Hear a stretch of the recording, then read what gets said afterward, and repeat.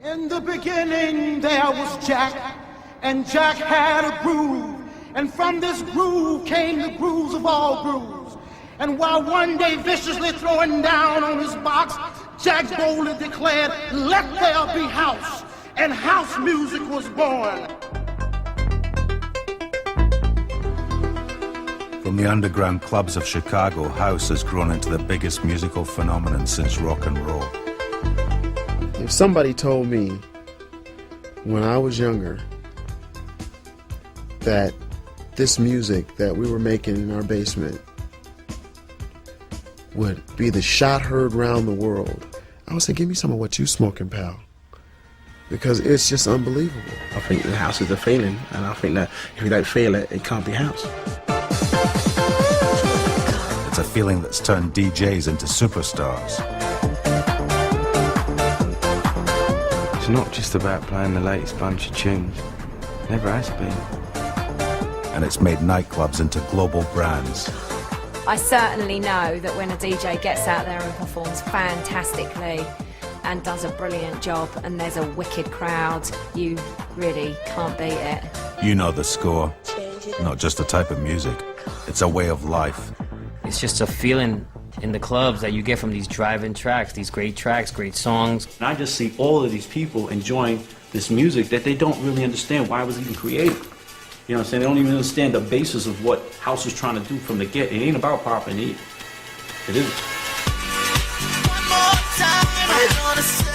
This is the story of the people who made house.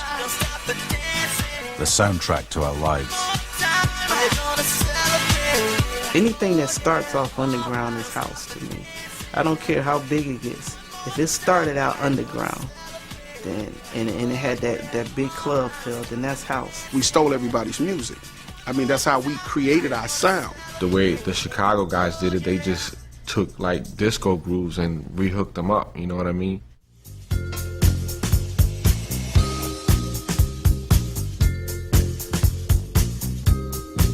House was originally used to simply describe the style of music played at the warehouse.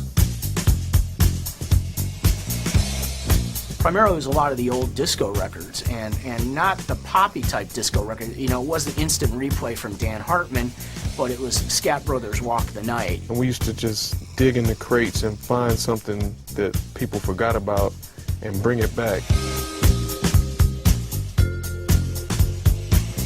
With such a limited supply of old tunes, DJs became increasingly creative on the decks.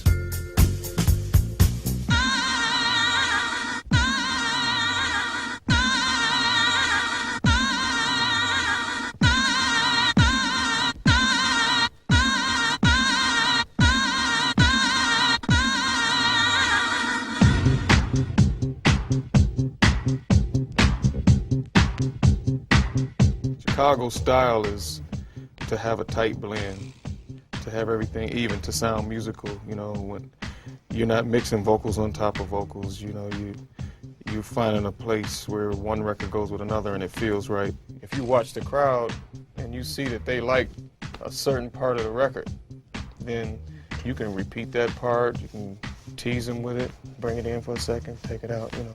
Like there's a part in here where it goes, but it doesn't come in till the end. So say I wanted to bring that part in, then I would, if I had it planned, I'll just show you how I would move to that section. Like right now it's on the beginning of the record. I'm gonna take this one and move the record up to the da.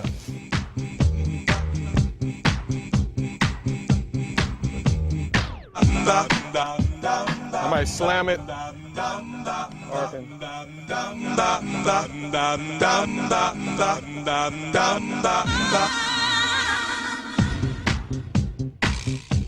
Say I wanted to play that part, but I want to get to the verse quicker, I'll just do that.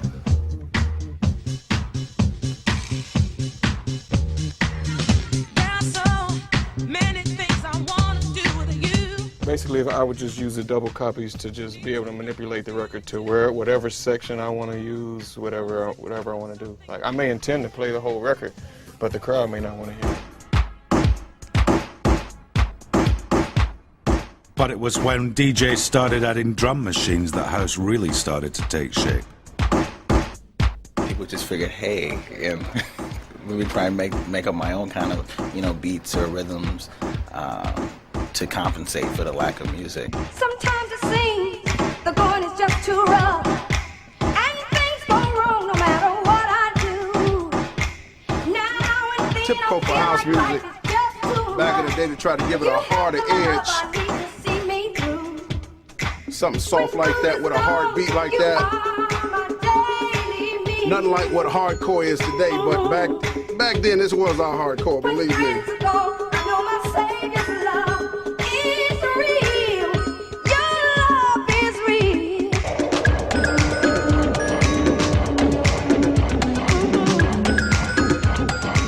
Take the beat out, bring the beat back. Beat out, beat back in. Record with beats, a cappella, both together.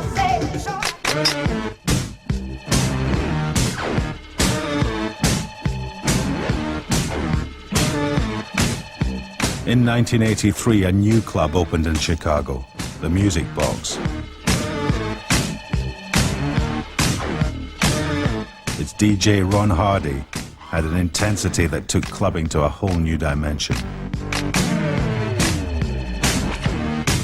This was Ron's club. This was definitely in nobody else's. It was owned and ran by Robert Williams, but it was Ron Hardy's club. He would never, ever not be there, The kids would not even come if he wasn't there. Ron had people just, losing their minds down there. You would hear this music. I mean, you didn't have to be this close. I mean, as soon as you turn the corner, you just hear this thumping, beating music. It was the loudest music I'd ever heard in my life. I mean, it physically shook me. I'm not talking about like emotionally, I'm talking about physically. It was so loud that it would move me it would move me when they bring in the bass, boom, boom, boom. I would shake, right, like that. Ronnie would keep you going and keep you going. That's why they call him Heart Attack Hardy. He would keep you going and going and going until you just actually have a heart attack. And then all I know is the people were screaming Ron Hardy's name. Ron Hardy, pump that Ron Hardy, doing all this. And I was like, oh, nobody screamed like that for me before. There will never be another place like that where Ron Hardy was doing what he was doing. I mean, this man, it was like voodoo with dance music, If I had to think about it today, or if I was thinking about it when I was playing records every time, I wouldn't play. I would stop, because I'd look at these people, I'd look at these clubs, I'd say, this is bullshit, and I would just leave. That's why I can't think about it, because there's no comparison. It just makes everything else shit. We're a long way from home. Welcome to the Pleasure Dome. He opened every night with Welcome to the Pleasure Dome. Long way from home. Welcome to the Pleasure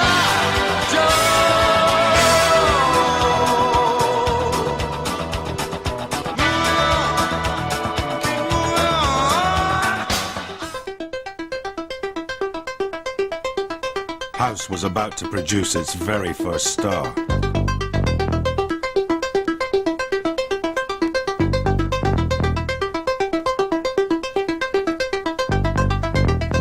In 1984, a demo tape unlike any other spread like a virus through the clubs of Chicago.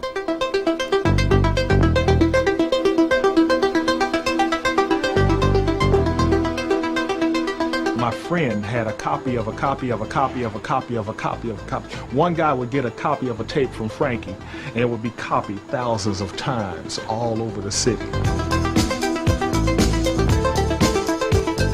There was this one little sequence line, and it was just like a 3-note line that just repeated. But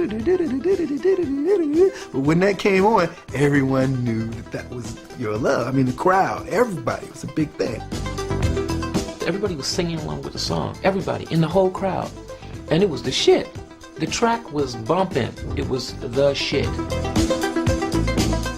Jamie was God to us. We had no idea he was like a kid in his bedroom making music. I thought Jamie was a millionaire in Europe somewhere. I didn't even know he was black.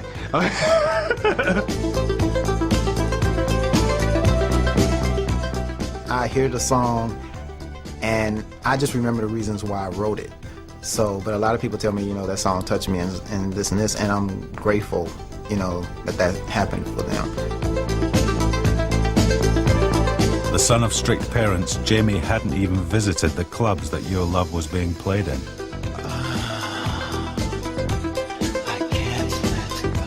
We grew up listening to like classical music, gospel music, some pop, some R&B. So I was pretty well-rounded. It's just that it was only certain days you could play that music in the house, pretty much. I was in a relationship with a young lady by the name of Lisa Harris, and we were pretty serious.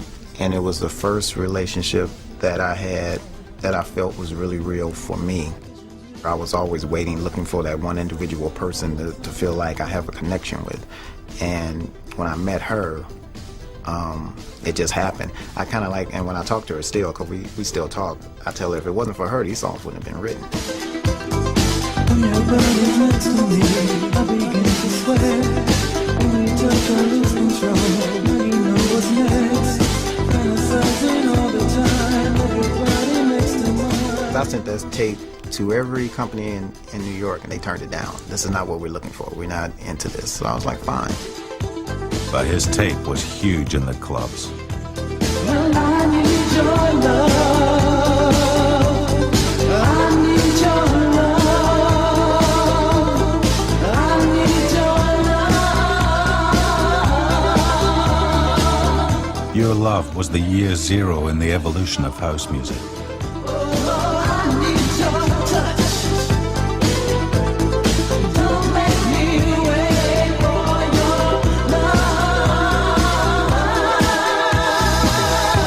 Listen to it, man. It's just, it's a brilliant track. You know, you take a hit nowadays and you ask somebody what was so good about it. They can't really tell you. Oh, this hook, the hook, oh, you know, oh, the bass line, all that. But you know, a great song is a great song. And that Jamie did some great songs, like 3 or 4 in a row, and they went all over the city, but they just weren't out on record.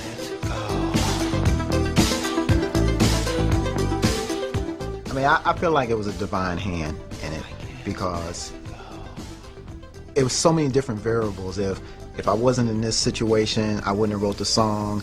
I wasn't going to ever take the tapes to Frankie, so my friend had to do it. If he never would have did it, you know, none of this would be how it is now. I wouldn't even be sitting here talking to you right now. So it's a divine situation for me. I mean, it's still to this day totally hypnotic. The version of Your Love that got released was not the best one. It was the okay. One that was, the one that was released. It wasn't the best one, you know. I mean, the very original first still one. isn't released. Which and I still need to get a copy of that. yeah, it's around. I got one. Okay. But it's just on tape because it never was on record. No longer about recycling old disco, house was something new, something fresh. It just wasn't on vinyl until On and On.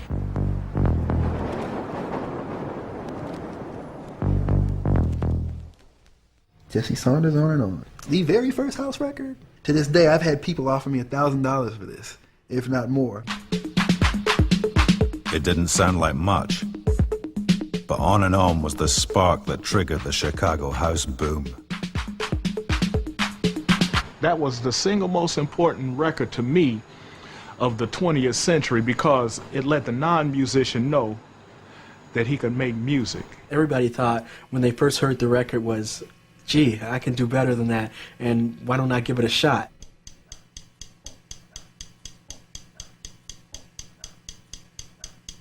The first thing you have to do is you have to start off with a strong kick drum. And then you have to have a bass line.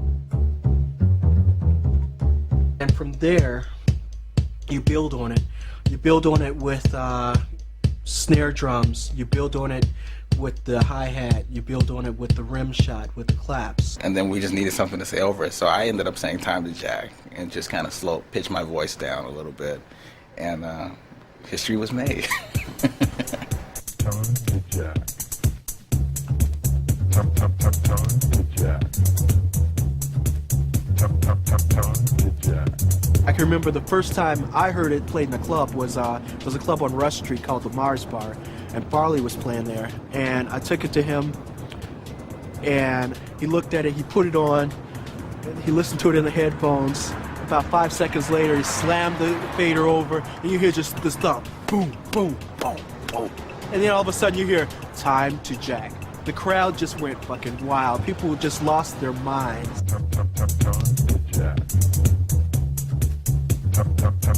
By 1985, every kid in Chicago with a drum machine was making house.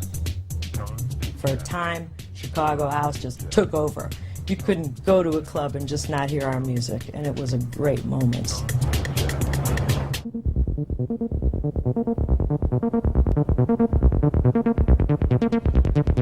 By now, club kids were firing the music's evolution. In late 85, a couple of music box fans spawned a new style of house by abusing a machine designed for karaoke. Well, basically, we started using the 303 just to try to make bass lines, because when we first started making music, it sucked. So I made this rhythm, what you hear playing right now. And it's just playing straight. He said, but I can't figure out how to work this thing. It's still doing this weird, like, sound. You know, it's like, I don't know how to program it. So he's like, he said, maybe you can figure out how to program it, because it didn't come with a book. And so I was like, instead of trying to program it, I just started turning knobs. I was like, ugh. And he's like, well, what you doing? I was like, I'll turn these knobs. He said, keep doing that. I'm like, I'll turn the knobs.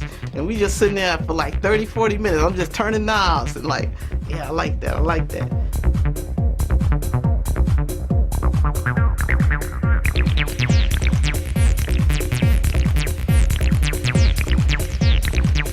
There's been 5,000 acid house records after that one, and nobody did it like Pierre. Pierre did it in a musical way that followed the mood of the song. Everybody else just turned knobs, man. No, it's never been done like that. So if anybody would be daring enough to play this, it'll be Ron Hardy. He ended up playing it 4 times that night. The first time he played it, the people didn't really know how to react to it. He played it again. People was looking like, I guess it's early. He playing some crazy stuff. The 4th time, they lost their mind. And that was the birth of acid right there.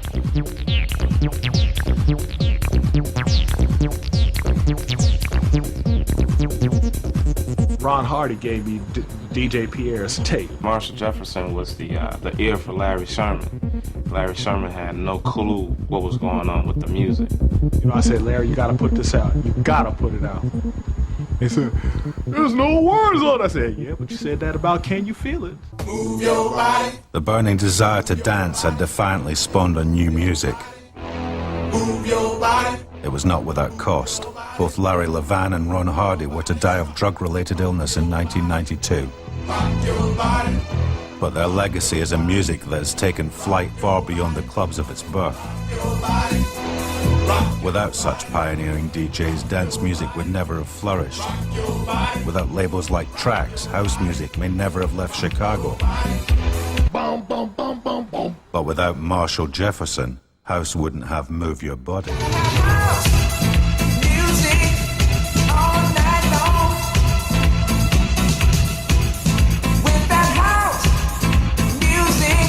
You can't go wrong.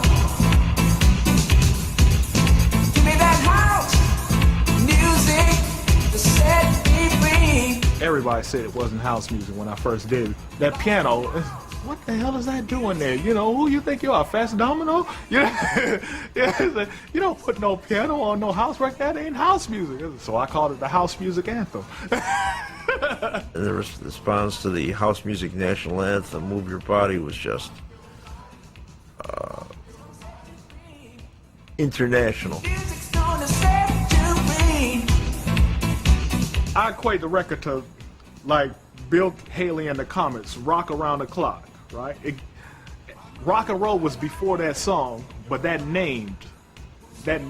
gave everybody the name, because right after Move Your Body came out, reporters start coming from all over the world. What's house music? What's house music? What's house music? Right? So, you know, Move Your Body said, gotta have house music all night long. With that house music, you can't go wrong. You know, give me that house music. Then it's called the house music anthem. Sexy body, move your body. House had a sound. It had a name. By 1986, it was ready to cross the Atlantic.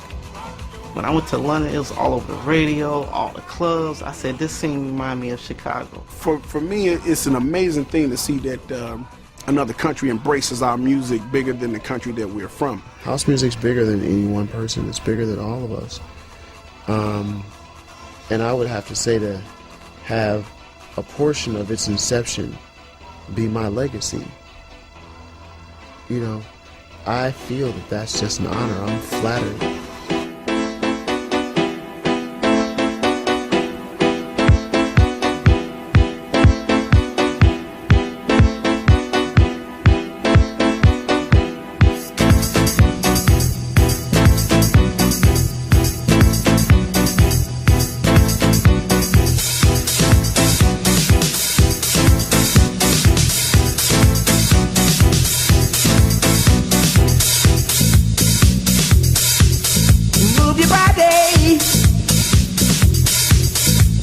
Body.